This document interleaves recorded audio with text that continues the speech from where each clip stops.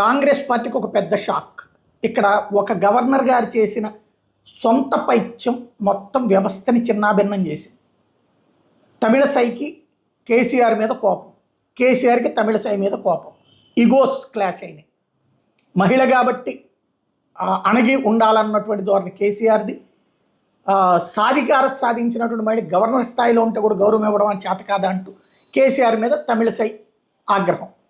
ఈ సందర్భంలో జరిగినటువంటి పరిస్థితల్లా తాజాగా జరిగినటువంటి అప్పట్లో జరిగినటువంటి పరిణామం, ఇద్దరిని ఎమ్మెల్యేలుగా ఎమ్మెల్సీలుగా దాసోజు శ్రవణ్తో పాటుగా సత్యనారాయణలని ఎమ్మెల్సీలుగా నియమిస్తే కూడా వాళ్ళని అంగీకరించలేదు గవర్నర్. ఆ విషయాన్ని ఎప్పటికీ ధృవీకరించలేదు.